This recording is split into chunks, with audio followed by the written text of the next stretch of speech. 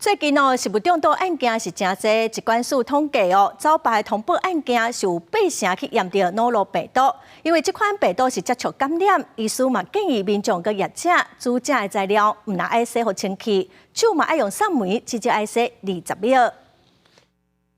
最近食安事件不止啊多，亲像醋碗、向日、库拉苏士等等，拢传出有人客食了身体无爽快。在食物中毒的事件当中，拢有验到诺罗病毒，有出现吐、发烧、含流巴肚的情形。根据疾管署的统计，这1个月来有203件集体流巴肚的个案，有8成拢有验出诺罗病毒。食药署指出，诺罗只要少少的病毒量，都有真强的传染力，是食物中毒内底上常看到的病因。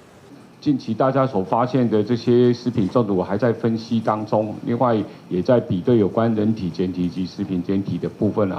但是可以说明从历年的资料显示，诺罗病毒引起的食品中毒其实目前来讲都是排名在第1位。食药署提醒讲，会去挖到诺罗病毒，上主要的原因是老腿有染物当中有这种病毒，人若接触到病毒的粒子，可能就会致病。医生也建议民众和业者双手都要用地裤上无洗20秒，因为敢若用酒精无法度消灭诺罗病毒，而且唔若实在爱洗清气，嘛得避免生食。例如蔬菜水果必须彻底清洗，然后海鲜贝类都必须彻底加热，然后避免生熟食要交叉污染，就是你要必须定期的清洁厨房的用品，然后把生熟食分开处理。